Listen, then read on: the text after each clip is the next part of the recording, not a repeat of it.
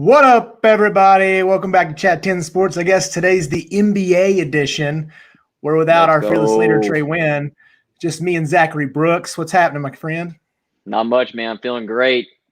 Yes. Feeling great. It's a good day. Just me and you. I don't know. Something feels better about this live stream already. I don't know what it is, but just feeling good about tonight.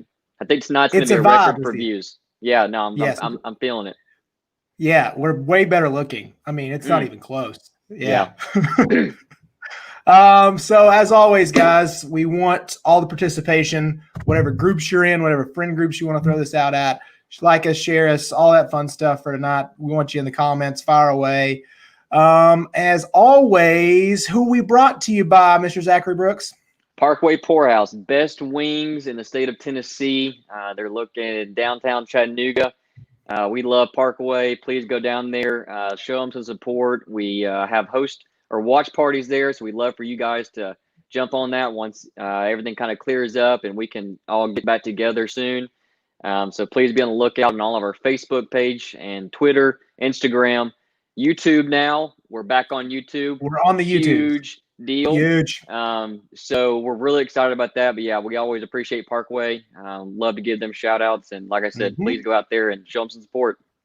Yeah, dude. It's gonna be fun whenever we get the 7-person little pods going around and figured it out. We'll watch parties all segregated. It's gonna be great. Wait, man. But let's hop into the LA Lakers. Like pretty much the LA Lakers are struggling. We've got like this battle for the 8th spot, and it's just madness. It's actually been a lot of fun. So basketball's back. Yeah. 0 COVID tests.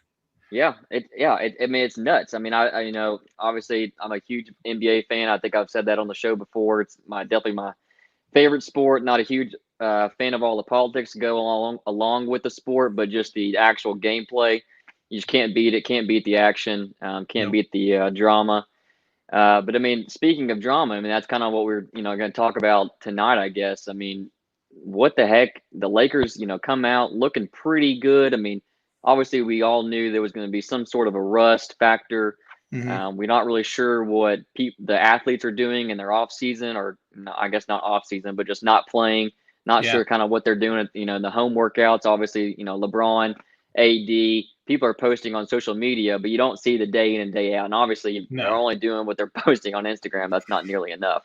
No. And so I'm a little surprised, to be honest with you, how rusty the Lakers looked. I mean, they obviously, they played good games. Yeah. But last night I was making some notes. LeBron went 7 for 19, and he was the team leading scorer with 19 points, going 7 for 19. And poor AD, man, I don't know what the heck was wrong with him. 3 for 11 with 9 points, and he played for 29 minutes. Dude. And I mean, you have, I think the game before, he had, what was it, 43? Yeah, 42 points. I mean, just a crazy game. I don't know if he's just exhausted the next day. And I know that LeBron is out tonight against the Rockets for a sore groin. Yeah, you are not happy about that, dude. Okay, yeah. Can we sidetrack and just talk about that? Let's go to LeBron. Let's go to LeBron, then we'll talk competition. You are off for so long, months, that you can't do anything. You can't practice with your team. You can't go to the facilities. All you have to do in your free time is spend time with your family, because you can't leave the house, and play ball. You're LeBron James. You probably have 4 full-size courts at your disposal at any given time, the best training equipment in your house, the best trainers, nutritionists, everything at your command, calling you, texting you what you need.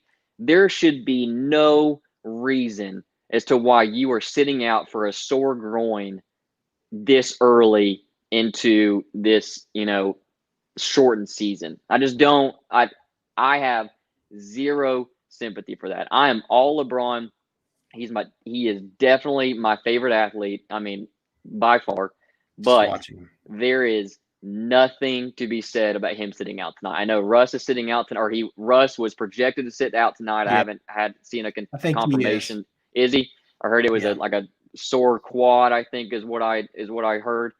So I get it that, that people sit out. I get that. And I'm not Yeah. saying that, rest is not needed. Totally understand that. If this was a month from now, I might understand. And, he's resting, whatever. I don't know. I want to know why the term is slipping from my mind of what everybody's calling it when they're resting or sitting out games. I don't know what I'm thinking of. Yeah, I know. Wow, I can't think of it either. I can't think of it. They're resting anyway. Totally understand that. Yeah, our boy Blaze he has a small point. Nothing to play for, but that's not true. No, that's not true. You are playing for something. I get that they've already gotten the first seed, but this is all you have right now. Yeah. I don't buy. No, there is something to play for. You don't have anything else to do right now. Yeah. There's nothing else going on. This is the time to set yourself apart and be like, who cares? Corona, economy going through the toilet. Who cares? All we're doing right now is focusing on sports. This is LeBron's moment to show that there's nothing else in his life more important than winning that title for LA. I mean, either you want it or you don't. The scariest thing about it is they don't even know who's going to handle the ball tonight. They're like, what are we going to do without the guy? So I don't know if that's like we need this to learn who's going to be our second ball handler. I mean, like, is Waiters going to play point guard? J.R. Smith? I hope J.R. Smith drops a 50-burger on the Rockets tonight. Just needs it. Man, because, if somebody's going to get antagonized by 3-point shots, it's JR. Oh, yeah. So it could be like one of those, hey, James Harden, you're not that good. Because that's one of my favorite things about J.R. Smith is even though he has never been the best – well, I mean, he had his run. I'm not going to lie to you. He had a really good run with Denver. But he's never been like the top 5 guy in the NBA. But in his heart and in his mind, he has always been a top 5 guy. So, like that, his irrational confidence is one of my favorite things on the earth because that dude will take any shot at any time. I feel like JR has been one of those guys that he's just good enough to elevate people on the floor, not to like a super high level. Like he could not be the guy on a team. Yeah. There's just some guys, in the league that no matter what their skill level is, they're not going to be the guy. That's J.R. Smith. Love him, but he's just not. That's just not him. But I feel like that his skill level is just enough to where he is able to hold his own. Obviously, makes some sort of mental errors. We saw that, the last time that LeBron and JR played together. Top 5 funniest sports moments I've ever watched live. I remember watching that and just being like, "What is going?" I mean, I clear as day just remember seeing LeBron just, the famous face, like, what the hell are you doing? Yeah. Awesome. But I feel like what I was saying is that I feel like the JR has just enough skill level to elevate people, but also just be at the right place at the right time. Yeah. And I don't know how he's done that because you would think that, people that jump team to team, they kind of start slowly losing playing time. They're losing a little bit of trust between the teammates. They don't get the ball past him as much just because you kind of lose that chemistry. But JR has somehow when I saw the news story that they were even entertaining the thought of him coming back to the Lakers, I was like, that son of a dog. I mean, he finds these teams like your top 2 guards are injured, and here we go. Yeah. And they're like, well, who else can we sign right now? Oh, yeah, JR. He'll play. He's got nothing else to play. And the fact that he loves it too. Oh, he loves basketball. Who would say no besides Paul George? Who would say, and Kawhi, who would say no to playing with LeBron and AD on the Los Angeles Lakers right now? Who would say no to that? I could think of 2 people because they actually did it. But other than those 2, other than them, nobody. Why would he not? Yeah. And I think he's not played in over a year. So he was just pumped to be back. He was like, "Oh, I'll go play with anybody." If the Brooklyn Nets. Well, yeah. You think? That's what I was going to say. Do you think he would have went somewhere kind of low? Like, does he come out? Does he take this hiatus and does he come back and play for the Knicks? He doesn't. No, he doesn't play for the Knicks. He doesn't play for the Wizards, but I think he might play for the Nets. He's like, they're going to play in the playoffs. He'd have probably came back for them. I don't think he winds up Do you know off the top of your head? I don't know this, but do you know off the top of your head what his contract was that he signed with them? Veterans minimum. It was like whatever that is. I think it's like 1.2 and then like only so many guaranteed or something like that. But it was like legit veterans minimum. So because he's got plenty of money. Like he got some good contracts in Denver. But yeah, he just never, and I think his contract in Cleveland was pretty damn good too. So he wound up doing okay. So yeah, I mean, he's a heat check guy, and maybe tonight's going to be something like we need to get AD's confidence back after 3 days. I don't know how that works, but he's been the best player on the planet some nights, and then other times, and not only he got his 42-20 game or 42-15 game or whatever it was against Rudy Gobert, like the guy that finished second in the defensive. Yeah, massive defensive player. Yeah, yes. And a good one-on-one defender. Like he's not just a big guy that's like getting these weird defensive efficiency ratings. Like he's a great on-ball defender for a monster that he is. So like AD just cooked him. The Thunder game. I didn't watch the game. Good. Oh, they look so good. I really didn't watch it, and I just when I had I was hanging out with the family and I was checking the scores, and then there was about a 2-hour difference where I hadn't checked the scores, and I remember looking at my phone and seeing like 120 to 85 or 112 or whatever the final score was, and I was like, did they all sit on the bench in the fourth quarter? Like I just could not figure out how they would have allowed that. I mean, that's not a loss. I mean, that's just an ass kicking. I mean, just what else can you say about that? Yeah, it's incredible to watch, like how different the Thunder are from what I thought they were to what they actually are. I legit thought that this could be a rough team. I don't know how motivated Chris Paul is going to be this year. Hey, we might as well just cash it in, let Shea get some work. Steven Adams is done. He's like, I'm tired of playing with these whatever superstars, but they fit. They just work together. Danilo Gallinari was just cooking them. And that's the worst problem also for this Lakers team is Chris Paul, Damian Lillard. They're going to own this team because they have no one. Even like, I know Waiters is a really, really good scorer, all that stuff, but they got nobody that can guard. Mm-hmm. KCP is not that guy. And Avery Bradley was the only cat that could really guard somebody. And I just don't know what they're going to do, man. I know they're going to figure it out because they do have two of the top 4 or 5 guys in the league. But do they figure it out though? I don't know. Or when I say figured out, I think it's hard to say they don't make it to the conference finals as a 1 seed. I don't know, man. I mean, I know I'm not going to say that the whole, there's still a lot of basketball to be played. It's true. But that last night made me really nervous. I know that we were talking. I think the last show we had last week, we talked about who we wanted to win or who we thought was going to win. And I said, I want the Lakers to win, but I feel like the Clippers have the better opportunity to win. And now it's just like, do the Lakers have the ability to overcome losing Rondo, LeBron being in year 17, AD not having a great, all season long and last season, he's, there's tons of stats showing that he blows it out in the first half, and in the second half, just where is AD at? And that's been talked about time and time again. And so it's one of those things where you just look at it and you just say, do they have it?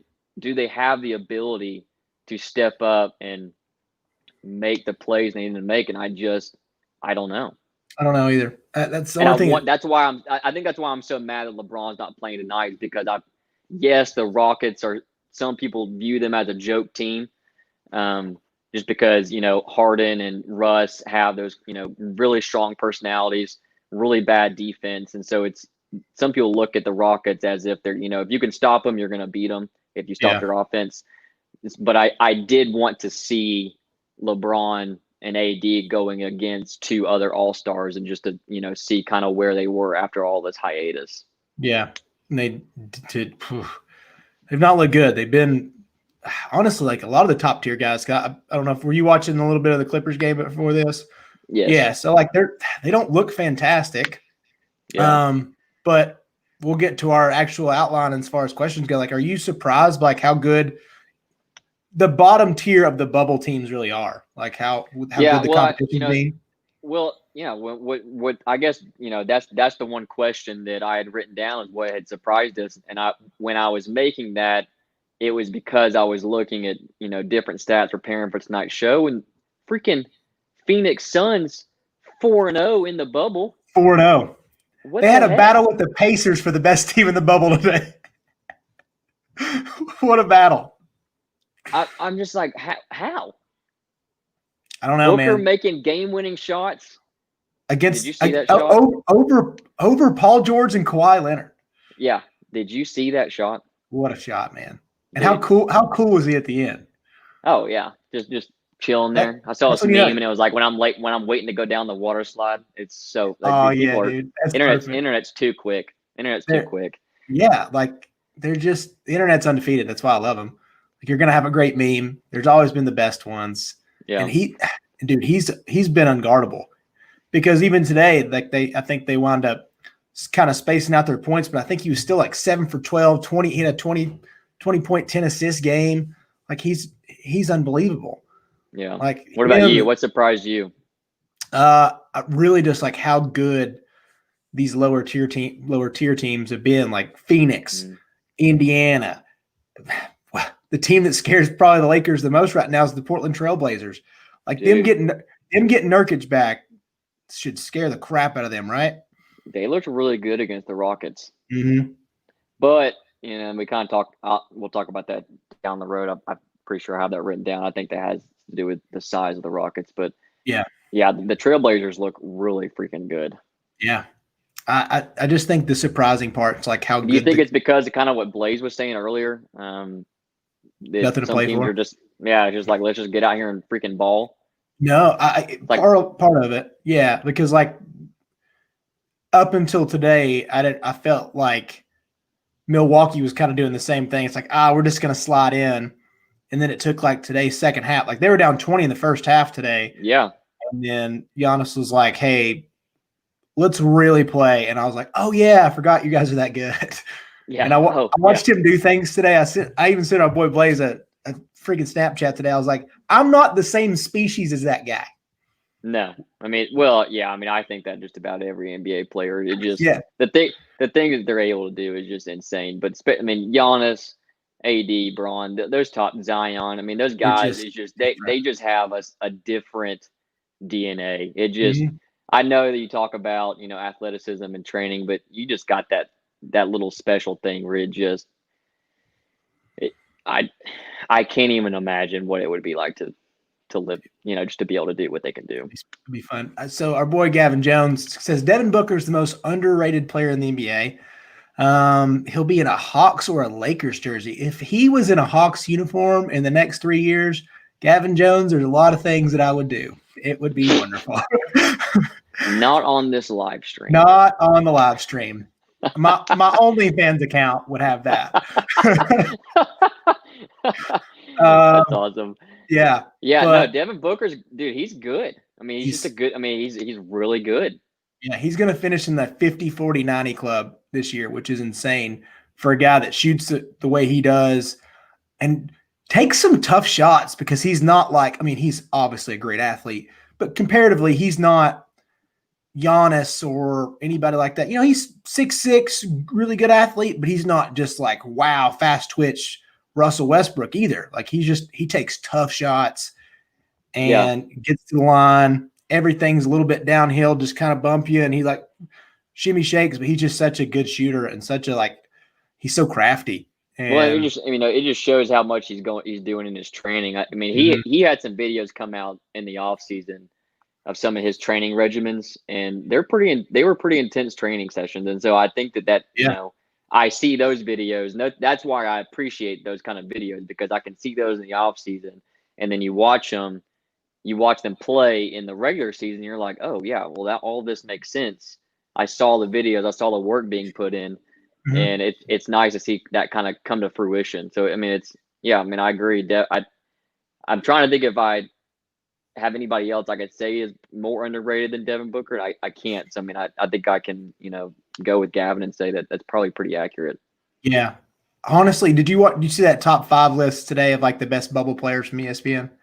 No, I didn't see that one. Okay, so it was Booker, Dame, TJ Warren, and Pascal Siakam. I can't remember who the 5th guy was. Oh, and Joel Embiid. And I was like, that's a pretty darn good list. I mean, I know like Joel's got like a superstar personality, but he's still like is a basketball player. Like, if this guy just really finds that motor, he's going to be legendary status. Yeah, that's I agree. That's how good Joel could be. So I looked at that list and I was like, that's probably like the most underrated player list, honestly. Yeah. I mean, well, maybe outside like TJ Warren's having like his moment, and you can really see who's put in the work over this little quarantine period. So speaking of the quarantine and all that, there have been 0 confirmed test cases, positive test, whatever you want to say, all of the above, inside the bubble. So ain't no trouble in the bubble. Yeah. T-shirts. Why are we not making those? ChattTenn Sports, ain't no trouble in the bubble. Trey, get on that. If you're watching this, we need those T-shirts made. Trademarked by Chase Crane. Yes, boom roasted. But the only thing I can think of that the bubble has that the rest of America doesn't is Magic City's lemon pepper wings. So my thing is that should the entire country all be shipped 1 box of Magic City's lemon pepper wings? It should come with your next stimulus check. Yes, agreed. There's a little coupon. Hey, come redeem this.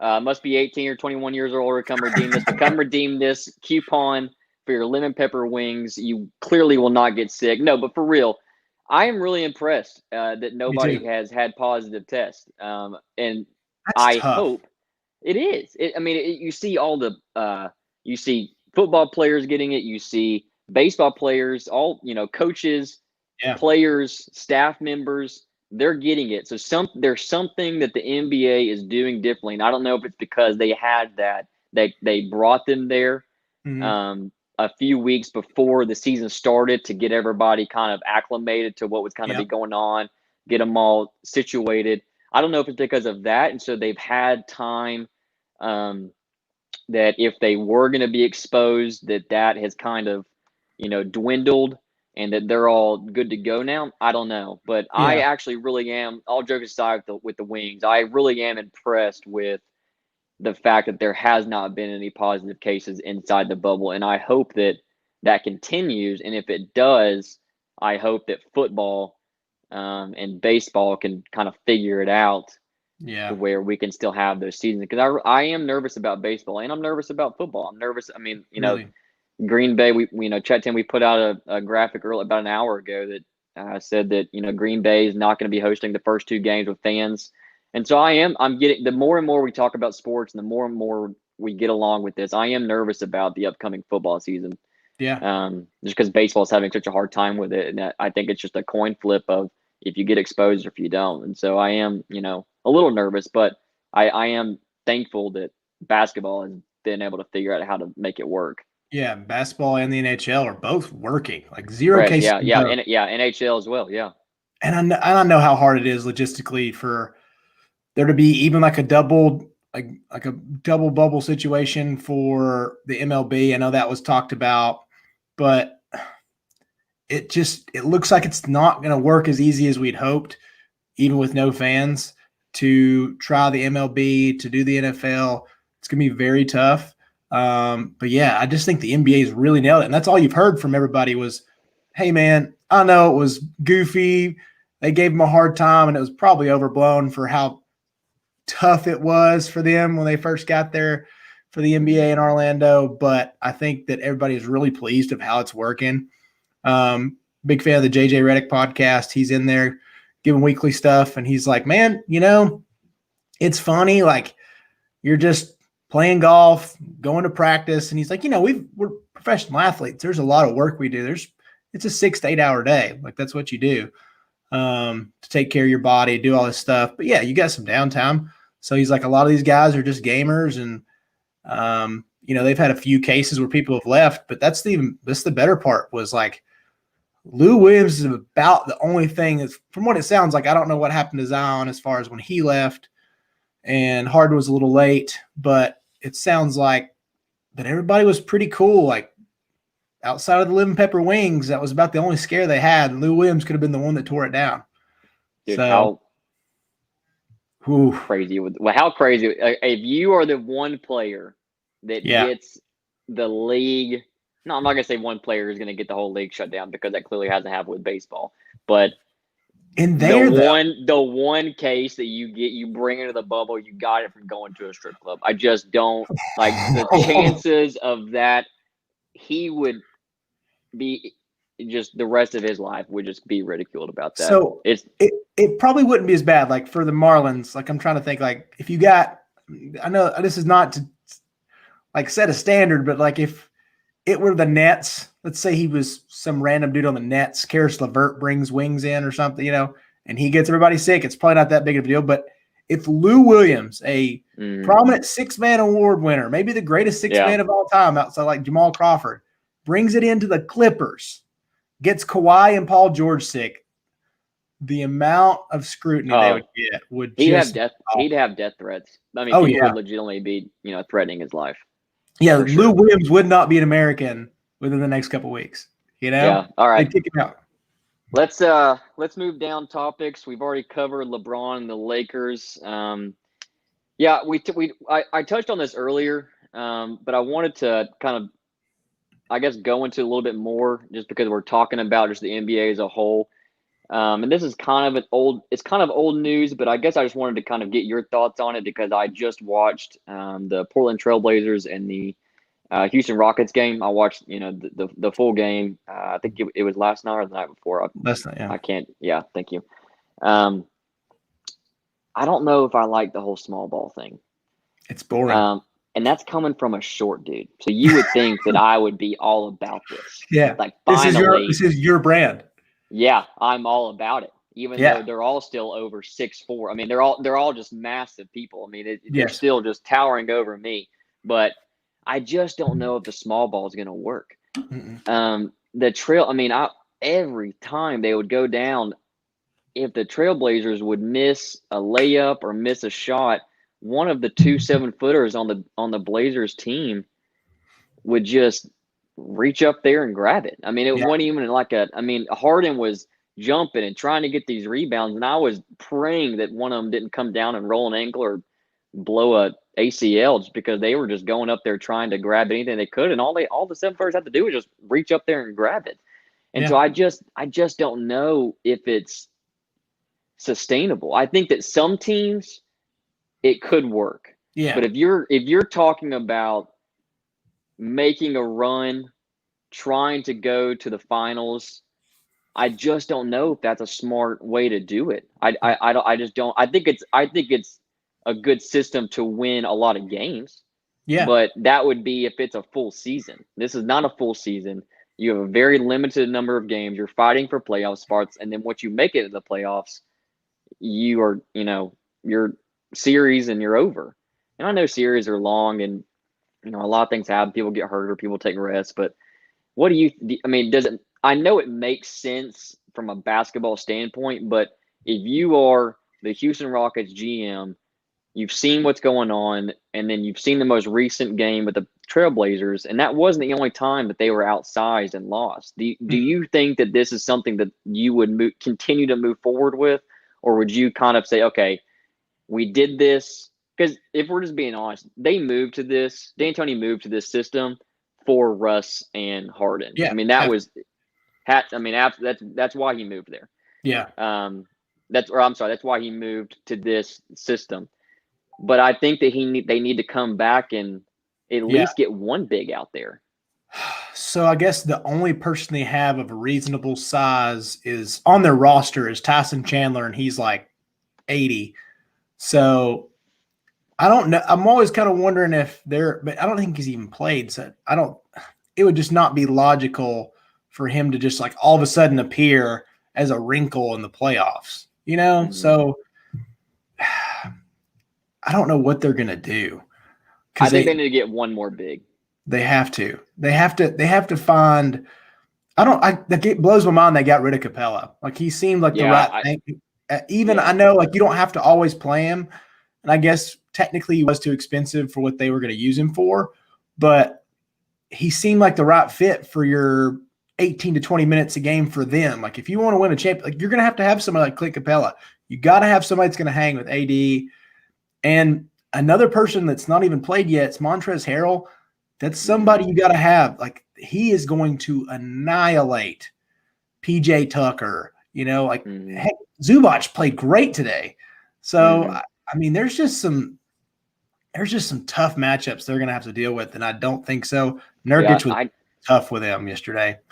That's what I'm saying. I mean, it's just I honestly started almost feeling bad for them, just because if they didn't make their shot, they weren't going to get the rebound, and if they were not in the air first for a defensive rebound, they weren't getting it, because the Blazers already had one guy down in the post, and all he had to do was just wait for it to come down. He just reaches up, puts it back in there. I mean, I just don't see how that's a sustainable system. No, they're the perfect TV topic, because one night they're going to hit, 30 for 52 threes. And you're like, oh my gosh, how do people guard this? But then they do the other night, and I think they still won, but they shot like 21 of 61 from three. It's terrible to watch. The Bucks were down their two other guards, and they squeaked it out against a depleted Bucks team. And, now they're back to full health, I think, as of today. So, I don't know, man. It just doesn't seem sustainable. And maybe they are the polar opposite of the Lakers right now, and that might be just like the really roughed up matchup to watch if that happens. But other than that, man, I don't see who they beat in the playoffs, because what are they now? They're the 4 or 5 seed. I'm trying to remember. I think they're 4. They're the 4. The Rockets? Yeah, they're the 6. I know. They are 6? But it's really, I mean, the 4, 5, and 6. Well, I mean, yeah. So Utah's 4 technically at 43 and 25. Utah's 42 and 20. Utah's 43 and 25. OKC's 42 and 25. Houston's 42 and 25. So, and Dallas is 41 and 29. So there's a lot. Wow. As far as that's what I like. This is so much fun. That's so much parody and just drama, and you have bad games.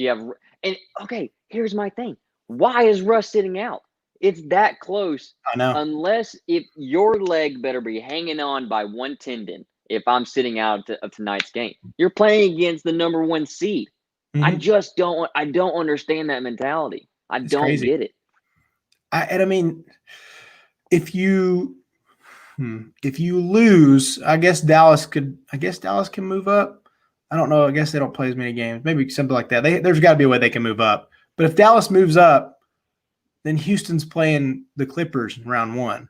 It's like, you don't want to do that. So winning has a toll, and you're playing Denver, probably a better matchup for you. Yeah. So I know, as Gavin says, Jokic is a pretty tough matchup for them, but at the guard spot, Denver's going to get lit up, and you got to space them out, and it's going to be tough defensively for them. But yeah, and then the 8 seed parity is also Memphis. I don't know. They're struggling. We'll get to them here in just a second. Memphis 32 and 37, Portland 31 and 38. Phoenix wins another one today, so I guess they're 31 and 39. They're 2 games back. So there's just like monster parity from really, I mean, the 2 seed down. Like, because Denver is tied with Clippers. I don't know what the Clipper score is right now. Let me see if I got ESPN pulled up. Let me see if I can. Okay. But so I don't know. There's too much parity for people to be, I guess, outside of LeBron, I guess, if you want to, why he's doing that. But yeah, you can't sit out. There's no load management, as we were looking for earlier. Yeah. Oh, load management. Who said that? Yeah. Did you just come up with that, or did Blaze said it, and then Trey said it? Thank you. Jeez, yeah. I could not get that out of my head. Lord. Yeah. Okay, Clippers are 92 to 87 with 11 and a half minutes left in the fourth. So okay. There's still a little bit of time to be played. A bit of time. But also to roll on that point to the Grizzlies, Jaren Jackson goes down, so that kind of sucks for them. Yes. Yeah. Mm-hmm. So kind of hoping I was really wanting that battle. I wanted that not Clippers, but that Portland Trailblazers, Memphis Grizzlies play-in game. All love to Phoenix, but I don't, cool story, but They're 4-0 right now, though. They are 4-0 right now, but there's too much ground to make up. Yeah. So the Jackson going down, that was tough. Ben Simmons going down. Ben Simmons going down. you were talking about Joel Embiid earlier. Him, kind of being an all-star player right now. We're really going to see what he's got going on now. This is kind of a make or break spotlight for him. A lot of people were arguing last season that they should have traded Joel and kept Ben, or traded Ben and kept Joel. And so now this is kind of Joel's time to be like, listen, I deserve to be on this team, and, I can hold my own and pull my own weight. So, yeah, but it's tough when the players are going down right now, just because that they've been sitting out, just waiting to kind of get back. And it's tough. You never want to see players go down, but especially right now, you just don't want them to, do they go back home to be with their family, or do they stay with the team for support? Like, how do they? You don't want to just hang out. Yeah, you don't want to just sit there. It's tough. Like, do you go home to be with your family because you're not doing anything, or do you? But you're also abandoning your team, so you're kind of losing that chemistry part. And so it's tough. Or do you go back and forth, but then you're risking getting someone sick? If you leave the bubble, can you get back in? Clearly Lou Williams did, but other than that, I just don't know how all that kind of works. Yeah, I think they said he was going to have to go get some sort of testing too. So he's got to leave. But yeah, I don't know if you come back and try to force that, and you'll have to quarantine for 48 hours. So you come back middle of the playoffs, quarantine for 2 days without really physical activity. So what are you doing? Jump roping in your room? What do you do? Like, it's 2 whole days. Like, try to stay in shape for the playoffs, the most brutal part of the year. Like, you wind up in the second round, and Philly's not been playing great either. Like, as good as Joel's been, Philly's got a lot to figure out.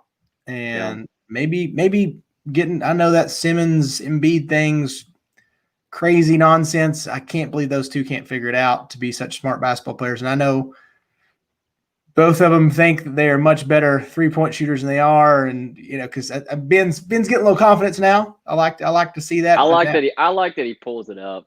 Yeah. Yeah, he has to now. You got too much flack. You had 4 or 5 months of training. So he's like, I'm going to shoot every day, and I'm going to bust this 3 first game out of the year. And I was like, attaboy. That's one for the haters, If he missed that first 3, how long do you think it would have been until he tried another one? 2022, probably, something like that. That's what skips all next season. I'm really glad that it went in, but what if it doesn't? How just deflating is that? You're just like, yep, got it, bucket. But if he doesn't, he's like, okay, what do I do now? He just. Oh yeah, if that was an air ball. Oh gosh. Who knows? But I'm glad he made it. He needed that. Yeah, he did. I like Ben Simmons, and I like Joel Embiid. So but I think that you kind of get players that, and I don't know if I want to say that they're just like they're good players, but they're not just my jaw drops every time they're on the floor. You know what I mean? Yeah. Like, I'm not going to run to a TV to go watch the 76ers. I'm just not. Yeah. And so I don't know if I want to say that you have these 2 all-star players that just don't mesh together, but that's almost what it seems like it is. Oh, it is. Yeah. But I also think that the coach or the GM, or, if somehow they have a, best friend that's friends with both of them, they just need to have like a, go out for some beers and whatnot, and just be like, listen, neither one of y'all are an alpha. Like, y'all need to just get it together, make it work here, or you're either one of you are going to go, or you're both going to go, and they're going to start rebuilding. It just, you kind of get to the point where you stop trying to be the alpha dog and realize that this is what I have to work with and I'm going to make it work. But it just seems like game after game, week after week, they're not trying to achieve that. They're both trying to get out there and have the best game they possibly can for themselves. I don't want to, but I'm not also calling them selfish players either. But I just think that their mentality is that I'm going to get out here and do what I know I can do, and hopefully the rest of the team plays well. Does that make sense? Like LeBron's like LeBron's an assister, right? Like he elevates the team. I don't see that with other players like Ben or Joel. I feel like if they're on their stats show it sometimes, but I don't always feel like they're like people are excited to play with them. Like LeBron makes subpar role players look good at times, you know? Yeah, no, I mean, and that's why I say that he is my favorite player, just because he's more. I mean, he's a leader, but he just you can tell that it's almost like Tom Brady and his wide receivers or tight end. You know, he clearly takes the time to really invest in those players and cultivate relationships with those players to where when they're on the court, it's not I'm playing basketball with LeBron James, arguably the greatest basketball player of all time, whereas they're actually playing with a very valuable teammate and they feel valuable. And I think that is what helps LeBron in his whole kind of dynamic of elevating people, is that he makes them believe that they are really good. Yeah. And I think that's something that people like Ben and Joel and Russ and James Harden, they all need to, you like how I'm on first name basis with all these NBA players? Of course, also? Yeah. You're buddies with all those guys. Yeah, no, yeah, I'm texting them right now, actually. Yeah, they're in a little Snapchat group. It's cute. Yeah, but yeah, I just think that you kind of get into that mentality of, okay, I'm here to elevate the team, or I'm here to elevate myself, and that's kind of, you see that throughout their careers. Yeah, and only thing like Ben's one of those guys where. Like he does things where you're just like, man, he and Joel both, like there's just this one tiny thing missing. Like, and I know a lot of it, like if you're going to pick out a skill, it's his jump shot. And for Joel, it's too much confidence in his jump shot. Like get your big butt down the post and go score. Joel pulls up no matter where he's at. It's incredible all the time. Yeah. But Ben is so close. Like I watch Ben like go get offensive rebounds from a guard spot, or I'll watch him in the open court, or I'll watch him make passes where I'm just like, he is next level, like next level good. If he can just find that little bit of an it factor, because he has it sometimes. Like there's times to watch him. Like he does. He's a great two-way player, in a lot of facets. But then I'll look on a stat board and he's got like 7 points, 7 assists, 4 turnovers, 7 rebounds. Like, dude, where were you tonight? Like he's easy to fade. And, I just hate to see it for him because he's so good. And dude, this is a great segue question by Gavin, because we're going to roll in the John Morant thing here in a second. Who would you take to start your franchise with right now? Embiid, Simmons, John Morant, or Jaren Jackson? John Morant. Yeah, I would. Would you? Yeah. I mean, I really like him, and it's not just because he plays for the Grizzlies. He's just a really solid dude. There's a lot of solid young guys in the NBA right now, and it's really fun to watch, and I'm excited because I know that these people are going to be very prominent 10 years from now. I mean, it's really fun to watch. But I guess you could argue Ben, but like you said, he's just missing a few things. And like John Morant, yes, he's young, and obviously he's going to make mistakes just as a young basketball player, but it just seems like that his mentality is just different. I mean, when he was talking, when him and Zion played against the Pelicans, that post game conversation, he was just talking about He told Zion, let's be role models for the people to look up to us and just be solid basketball players. And I mean, that was a conversation that was supposed to be between those two. So he wasn't saying that to, get Instagram likes or to get retweeted on Twitter. I mean, you could, when people talk like that to player, young players to players, it just, that's just someone that has a good head on his shoulders. He's not in any kind of negative social media. It just, I would definitely pick John Morant for sure. Yeah. And I guess I messed it up, but Gavin was asking the duo, but I mean, John, he was asking the duo. And it didn't really separate. So, that one's tougher. Yeah. I'm still probably taking Ja and Jaren. It's really tough. It's kind of a tough question because here's the reason. Who asked this, Gavin? Yeah. Yeah, Gavin, it's kind of a tough question because if you think about it, I mean, the 76ers are kind of already doing that, and the Grizzlies are kind of already doing it. You know what I'm saying? Like, it's kind of already – they're not starting the franchises there, but those are some really prominent players on both of those teams. And so you're kind of seeing how it's all working out if you were going to do that, Yeah. So, do you want this combo that seems like they really enjoy each other in Memphis? Yeah. Or this combo that clearly doesn't like each other that much. They're just so freaking talented they can make it work to the 6th seed in the playoffs. Yeah. I mean, I think that's why, and that's why I was saying that I can see what happens if you start a franchise or build a franchise around Ben Simmons and Joel. I see physical evidence what happens, and it's not making it as far as anybody expects them to preseason, and they get in there and they do the same things almost season in and season out. And so I would, knowing what I know now, if you redo that question and say if they're all rookies, you've never seen them play besides college, who would you start? Or they all played 1 year as a rookie, who do you pick? But I think I'm gonna. Yeah, that's where it gets really. That would be tough. If you went back. Yeah, it's a rabbit hole. Yeah, because if you went back and you watched Joel Embiid and Ben Simmons their first year, you're like, oh, those guys. Yeah, for sure. That's what I'm saying. So, I mean, because we haven't seen, I mean, what if John Morant burns out? Who knows? I mean, you don't know. Been in here. We have no idea. I don't think he will. Technology these days, I hope the best for Jaren Jackson. He's a lot of fun to watch too. But he just had an injury. So who knows? So but I mean, you've seen people come back from injuries before and be fine. Yeah. Do you feel like Gordon? Speaking of injuries, do you feel like Gordon Hayward has really kind of come back?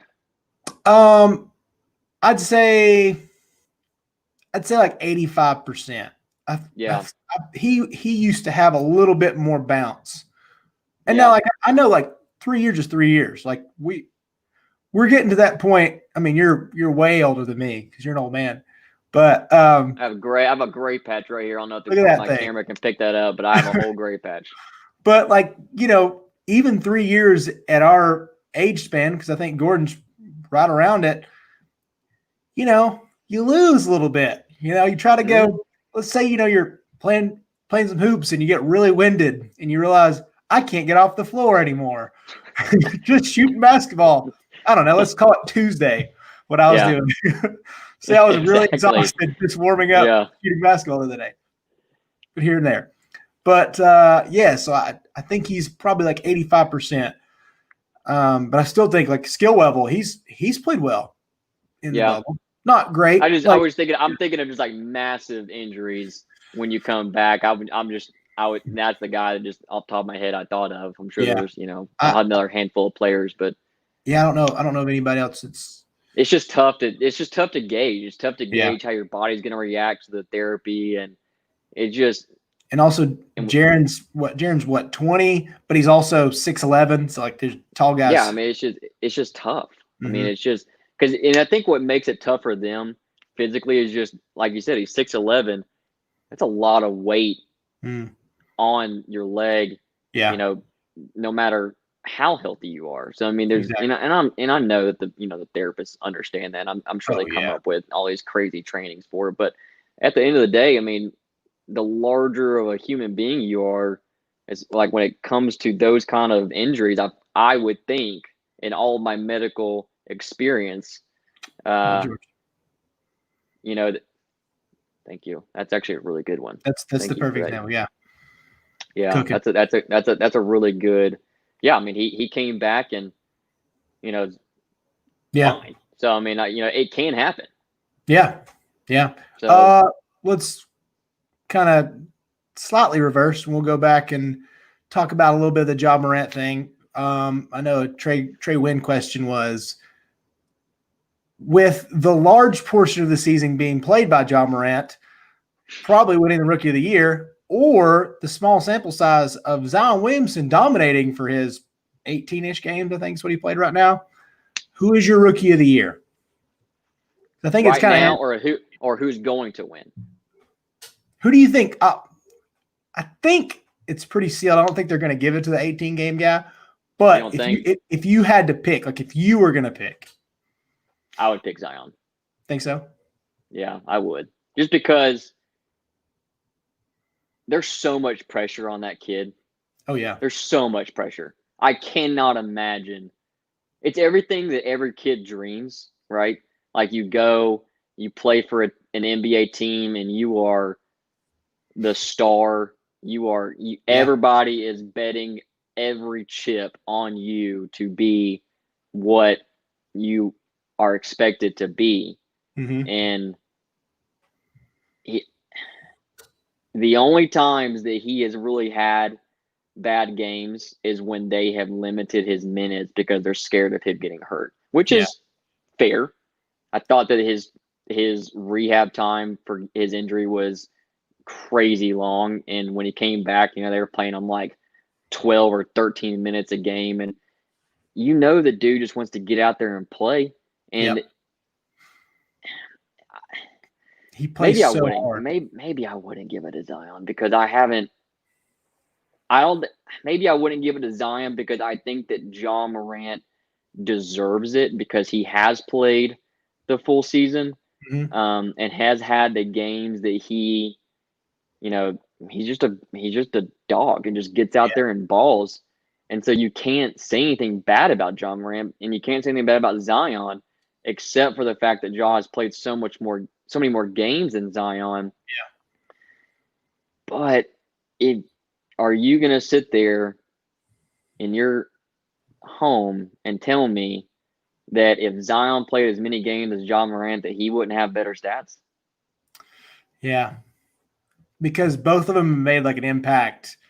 Yeah. Like even in the short term, Zion has gotten them to like potential playoff. I think they're fading out, but technically they got wrecked today by the Kings. Yeah. I mean, it was 140 to 125. Yeah. I mean, it was technically right now, I guess Memphis is in the playoffs, and yeah, I mean that's what I'm saying. I don't know what team I don't know like overall talent who I take for Memphis versus them. Both of them have their really good and really bad.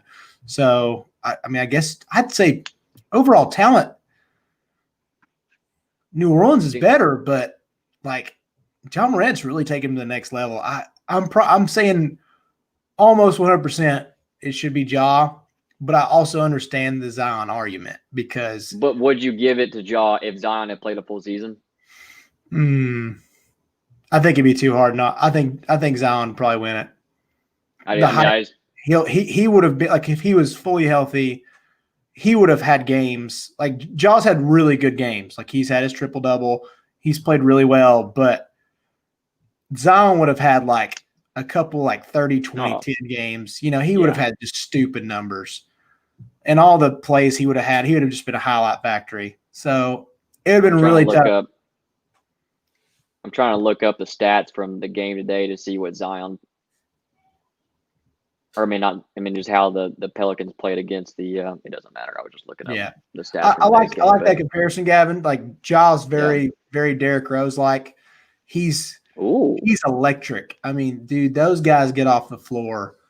Mm-hmm. It's special. Like when it's because I remember D Rose being that guy where I was like, oh yeah, you throw lobs to your point guard now. Yeah. Yeah. And I think kind of to go off the same thing that, they were. I like that comparison to Derrick Rose because you can kind of see too, D Rose has always been one of those players that I have loved watching him play throughout the years. I was so bummed when he got hurt, Me too. all 18 times that he's been hurt. But the last one, was, rough. And I think it was rough because that his love for the game is just unmatched. I mean, he just truly loves playing basketball, and you can see that with John Morant too. I mean, and that's what I was talking about earlier is, it just feels like that Ja just has a good head on his shoulders and just loves the game for what it is. I was looking on Twitter yesterday, and one of the guys from Barstool, Marty Rush, I don't know what his actual name is, but he tweeted at Ja. And John Morant tweeted back at him. Marty sent, a kind of a troll tweet, and Ja responded and said, God bless you, thanks for the encouragement, all this stuff. And it's like, he could have, said, Russ has went off on people. Oh yeah. James Harden's gone off on people. So I mean, it's Twitter. People can say just about whatever they want to nowadays on Twitter. Yeah. And that was, he could have said, I mean, the guy from Barstool, I mean, he works for a big company, but I mean, he could say whatever he wants to that guy. Exactly. And I mean, he doesn't. And I think it's because he knows there's a bigger picture that he's going for. And I mean, that's a good comparison. I like the Derrick Rose comparison. Yeah. To talk even more about Ja, like Ja and Zion are like two of the best examples of kids we have coming up in the NBA. Like Zion's even like the little side snippet of interview last night. Do you see that? Where he was like, like he was, it's off the distance, like, where do I look at this camera? Like just joking around. Like if you're able to have fun, like me at 19 years old, hey, hi. Yeah. I don't know what to do with my hands. Yeah. Yeah. That would have been me. Like he's well-articulated kid, just doing it right, having fun with a camera. I mean, I know he's in quarantine, doesn't have fans, and there's a little less pressure, but dude's been doing it forever. He's had the most media attention ever. And I know people are like, well, LeBron, but LeBron didn't have social media like Zion did. That dude had 1 million followers at like 14. So yeah. And I think that he did it the right way. Yeah, I mean, I think there's I don't think that, because in a few years when Bronny James is going to be in the league, he's going to have, probably 3 million followers on his Instagram. And so you're going to say, oh, well, he's a better player, a more popular player. But no, it's because social media has grown. I mean, that's obviously we're going to be talking about him for years, but I don't know if he would have as many followers, obviously, if he wasn't LeBron James' son and would have the exposure. And so I like how Zion has kind of come up. I remember, 2 or 3 years ago, I remember I was sitting at home and my old roommate was like, dude, you got to check this dude out. I mean, he is just yakking on high school dunks, and showed me the clip, and I immediately went and followed Zion that night. And ever since then, I've just been, following Zion, and he just seems like that, he has that heart, and he loves the game, and he's there for his teammates. And Zion was built to be an NBA star.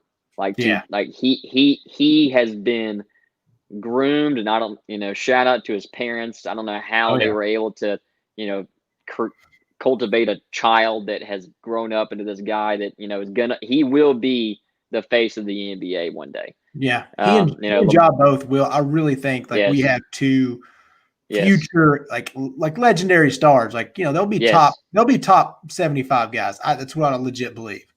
Yeah. So, I mean, you got LeBron in year 17. We don't know how much longer he's going to be. AD's getting up there. You have in my lifetime, these guys will transition out, and that's why I'm kind of really excited about these new guys coming in, because I feel like that it's going to be a somewhat of a smooth transition. I'm going to miss LeBron no matter when he leaves.